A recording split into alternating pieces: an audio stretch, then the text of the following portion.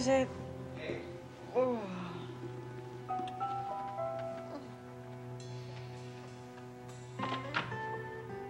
Louise, is Paige, Mr. Bryan, Miss Paige is just about to fall asleep. Oh, I see. Brian? Oh, Brian, come in. Please. Excuse me. Hi. I didn't know you'd gone to bed. I'm sorry. It's okay. Stay. I was gonna knock on your door, but I figured you'd be sleeping. Hardly. I was awake thinking about what a fool I made out of myself downstairs. Walking out of Dad's home movies like that. I guess I just couldn't stand the sight of those carefree childhood days. Paige, look, this is ridiculous. It's late. You're tired. I'll see you. No, Brian. I want you to stay. I am very glad you came to see me.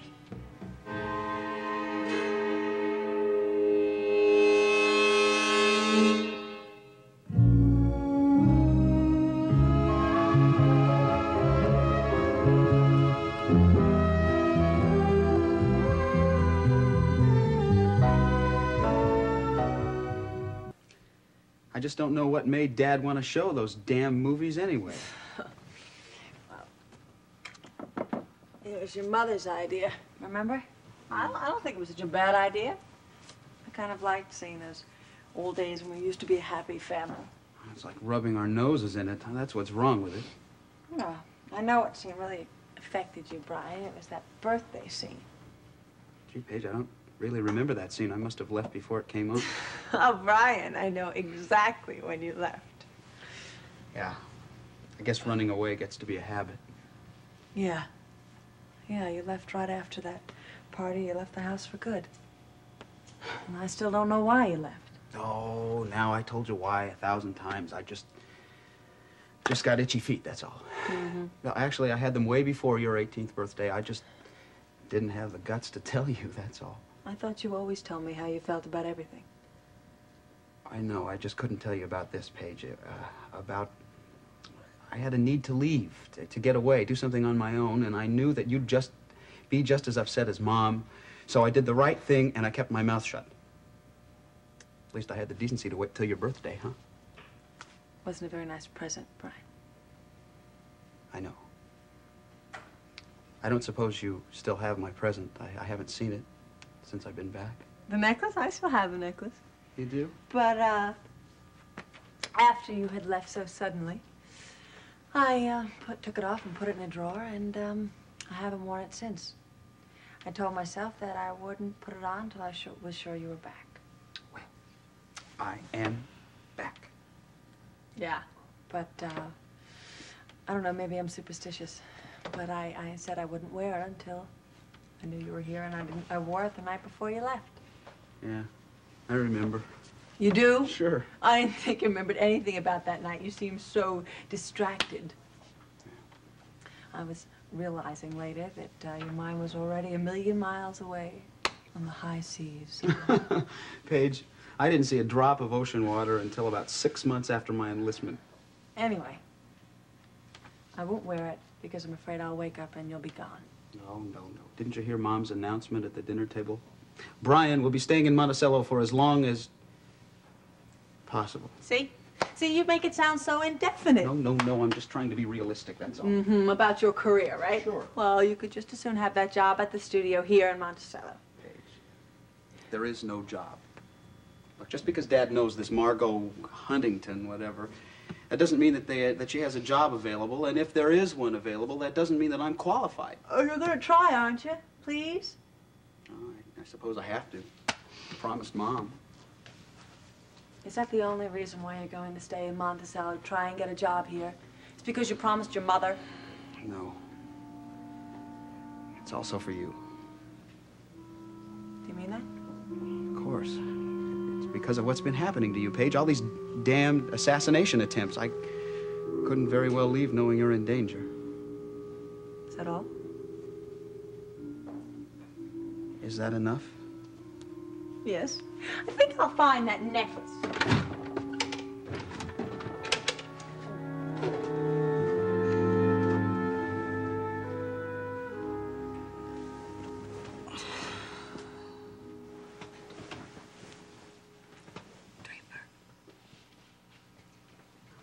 Draper. You awake? No, I'm talking in my sleep. Sorry. April, you've been punching that pillow all night. If you're not happy with it, get another one. Sorry, I can't go to sleep. I just can't turn my mind off. Oh, I know where your mind is. New York City. No, you're wrong. It's not. I'm thinking about my mother. Your mother? Yeah, I'm just trying to visualize what I'm gonna do when I go in and ask her for a couple of days off to go to New York with Yeah, you. I can imagine what she's going to say. Well, I can't. She's not going to be too pleased. Especially when she finds out the reason for the trip. No, she's not gonna be happy at all. She'll let you go, April. I mean, it's only one day. I know it's only one day, but it could lead to leaving Monticello forever. Oh, April, let's go to sleep, huh? Draper, look. Draper, look. It's not just that I'm her daughter. I am her new assistant, and she's invested a lot of time and energy in teaching me. April, you've only been working there for 2 weeks. I know. Oh, but Draper, I've enjoyed it so much. I never knew how satisfying a job could be, even though I know you hate it. I don't hate working as much as I hate the long hours you put in every day.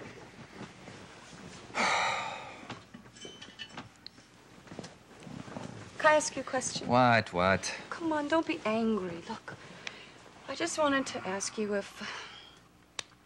Well, had it occurred to you that maybe taking this job in New York would take me away from Margot forever? Look, what's Margot got to do with this? I didn't go to New York looking for a job, April. They came here to Monticello. I know, just the same. When they mentioned relocation, didn't it occur to you that maybe if we went to New York, all your problems with Margot would be solved? My first thoughts were for our future, April. And how much better it would be if my career went someplace. Your career going someplace. What about... Draper, don't you see? I may never get an opportunity like this again. That's silly, April. New York is the biggest television production center in the world. They've got offices for every major network. They have lots of TV studios, hundreds of production houses. Yeah, and everyone is just dying to hire me. April, we don't even know if Seward wants to hire me. Hey, when you were punching that pillow, did you wish it was I? Did I wish it was I? No. No, I didn't wish it was you. Oh, honey, you know I love you so much. I hate to do this sort of thing. I hate to think I'm making you unhappy. I'd do anything for you. I love you more than anything. More than any career. More than money. I even love you more than cherry pie. And you know how much I love cherry pie. Yeah, I know. Oh, Draper, I'm sorry. I know I've just been foolish. You're right. And I know how much this job means to you and your career. And I know you'd never forgive me if I stood in your way. So if Seward, Paxton, and Whiteside want you, well, then I'll be happy for you. I'll try. And I'll do anything I have to do to make it work. Okay? Draper.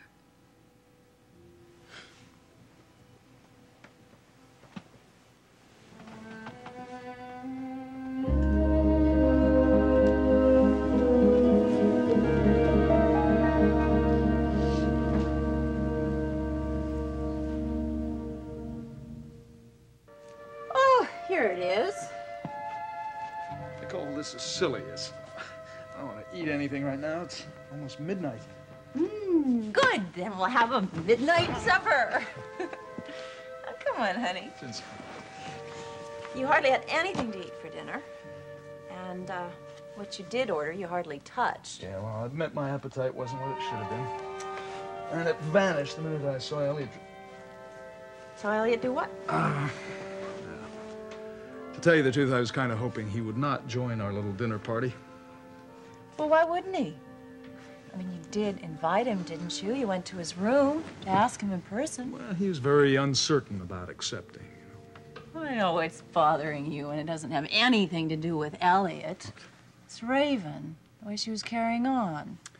Am I right? Well, I've always known she was a flirtatious type. I just expected her to give up her bad habits with her second marriage. Do you really think a Raven Swift is ever going to change? Lady's going to be batting her eyelashes at the Undertaker. Yeah, I guess you're right. I just wish she'd do her batting practice somewhere else. It made me very uncomfortable, mostly for Logan. You're right about that. Notice the way he was retreating into his shell during dinner. But you know, I don't think he thought it was unusual to see Raven carrying on like that. He's probably used to it by now. Maybe so. And also, I think he had something else on his mind. The nominating convention's next week. He'd hate to lose that job as district attorney. Yeah, I'm sure he would. Hey! What? Let's strawberries and whipped cream. I didn't have any dessert. I want some now. Come on. What would you like? Oh, just give me something simple like an English muffin and some coffee. Whatever you say, Doc. Hey, don't be so gloomy. Raven is Logan's problem, and she can take care of him very well. Actually, I wasn't thinking about Raven. I was thinking about Margot. Margot? Why Margot? Well, just wondering what she was doing in her lonely hotel room. Huh. Well, she's probably trying to reach room service before it closes.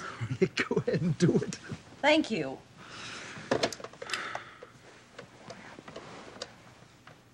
Hello, room service.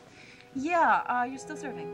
I can't wait Good. to see you again. I like some strawberries and whipped cream. This is your bathroom. And an English muffin and some coffee. Oh, okay, well, toast. That's right on the side. And tea. Yeah, that was coffee. Thank you. Miles? Miles. What? Did you hear what I said? No, as a matter of fact, I didn't. What'd you say? I said that they didn't have any English muffins, but I ordered you some toast. Oh, Butter that's- on the side. That's fine. That's fine. Hey. What? Is there something you're not telling me about tonight? Why would you ask that? Well, for one thing, when you came back from seeing Elliot, you were acting very strange. And you had that kind of cloudy look you get when you're nervous or worried about something at the hospital. I just told you, he was very unpleasant, and I was just as happy when he said he intended to go to bed early. But he showed up anyway. Yes, he showed up. The rest is history. If you ask me, the rest is mystery.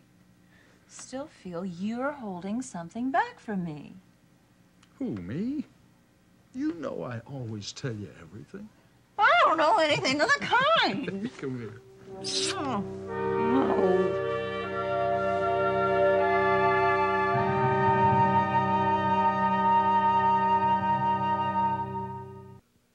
So, it sounds like a pretty fair night. Had any problems in the kitchen? Smooth as silk. I think Mr. Antoine wanted to make sure if there were any problems tonight, they wouldn't be his fault. Tell me, how are you enjoying your first night as maitre d'? I'll tell you one thing. People treat someone in a monkey suit a lot nicer than they do someone in a bartender's jacket. Well, that's one of the ironies of life, Mickey. Now, how's the substitute working out? Well, I haven't heard any complaints. Well, it sounds like I might missed it all. Well, a couple of people did ask for you. Well, more than a couple. All of them females. Now, that makes me feel much better. The only sour note around here was Mr. Antoine. Well, that's right. Antoine, of course, thinks he should have been out front greeting the guests. In fact, he would like to be out there all at the time. Yeah, well, he's not too happy tonight, I'm afraid, but that didn't stop him from making a trip to the cash register. He made another withdrawal? Oh, yes, he took out $100, just like you suggested. And, just like you suggested, he put it down in his little book. Wonderful. I want Antoine to have all the funds he needs and to keep on keeping those nice, clean records. He's filling up that book awfully fast. Great. Pretty soon we'll throw that book at him. Oh, am I looking forward to that? So am I, Mickey, so am I. Well, your good report has certainly brightened my stay at Palace Park. Oh, how's it going, by the way? You having a good time? I'm having a wonderful time. I thought you might get lonely, the wife not being there and all that. Yes, that's true, Mickey, but I did manage to find some good company. You're your timing is lousy, that's all. I mean, I understand. Believe me, I understand that flirting is like breathing to you, but in a public place, when we're out with another couple and it's what, a week before they decide whether or not I'm fit to hold office? There, that's what really bothers you, doesn't it? The fact that you may not be nominated. Well, it used to be all that you cared about. What's the matter? You don't give a damn anymore? Now, wait a minute. You're not being fair. I'm the one who got you out of that mess the last time. I'm the one who went to Geraldine. All right. I'm the one that told her to go to the party bosses so you wouldn't get kicked out after you were making a fool out of yourself. All right. Forget about the nomination. I haven't got a snowball's chance, and it's probably decided anyway, Stop okay? being so negative. I'll tell you what really bothers me, that you carried on like that in front of Miles and Nicole. Couldn't you see that you were embarrassing the hell out of them? I was doing no such thing. I think maybe you were the one who was embarrassed. As a matter of fact, it looked to me like you were just plain bored. Well, what did you expect me to do with you coming on to Elliot like that right under my nose? What am I supposed to do, huh? Well, why didn't you punch him in the nose? Oh, yeah. You'd have liked that, wouldn't you? Yes, I would have loved it. I don't understand you. You astonish me. You're a throwback, an anachronism. You don't belong in this time and place. That's it. You should have been born in the antebellum South, all hoop skirts and crinolines and fans, or Victorian England, where you could have been a professional flirt. Well, maybe there's a job still open. Oh, I quit. I give up. Logan, I'm sorry. Please, please don't be angry with me, please. Oh, baby, I didn't mean to flirt like that. It's just that Elliot was all alone, and he's so handsome. And you're still a newlywed, right? Well, no. No, really, I don't feel like one. Here I have a 6-month-old baby. I have a husband who's constantly worried about his job. I feel like an old married woman. Oh, you're practically a grandmother. I'd say senility's just around the corner. Logan, look at me. I'm young. All right, you're young. So what? So it's not gonna last. I'm getting old, and that scares me. Well, Raven, everybody gets old. There must be something good about it. No, not for me. It terrifies me. The whole idea does. I mean, you don't have to worry. You're a man. Men don't have to worry about that kind of a thing. See, unless a woman is young, then nobody wants her. Well, that's one terrific oversimplification you got there. No, look it. I'm a very simple person. See, nobody understands me. They all think I'm really complicated, but I'm not. I'm very simple because all I want is somebody to love me forever and ever. And every time I look at that, then I know it can't be. Oh, come on now, cut it out. That's silly. Logan, if nobody wants me, then I cease to exist.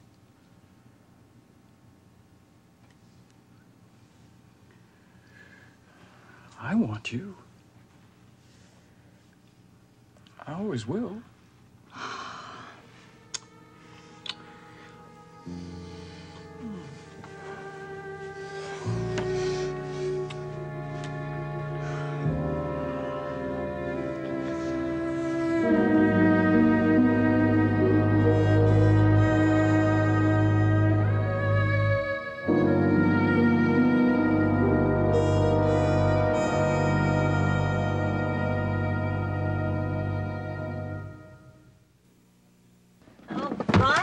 Where it is. I know I put it in some drawer. Paige, why don't you forget about it? It's the middle of the night. I don't want to forget about it. It was much too important to me to forget about. Oh.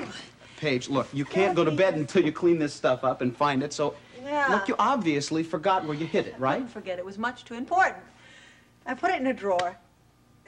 Well, where is it? All the drawers were emptied when we moved from Los Angeles. Now you're making sense. So, of course, it's in the most obvious place, which is the, Which is where? the jewelry box, right? Brilliant. Where is the jewelry box? You know. Look, Paige, this really isn't that important, Yes, you know. it is. It's the only memento I have of you, and I want to find it. Oh, here it is. Oh, terrific. Terrific. Right, now you can go to bed. No. I haven't had it on in 3 years, and now that I'm sure you're not leaving, I'm positive I'm not leaving. then I want to put it on. Please help me. Now, all right, Miss Madison, but I'm not sure it exactly goes with your ensemble. It's okay. You got it? Not yet. Oh, I want to see what it looks like. Oh, it's beautiful. There. Oh, Brian, it's just beautiful. It looks exactly the way I always thought it would. Oh, thank you.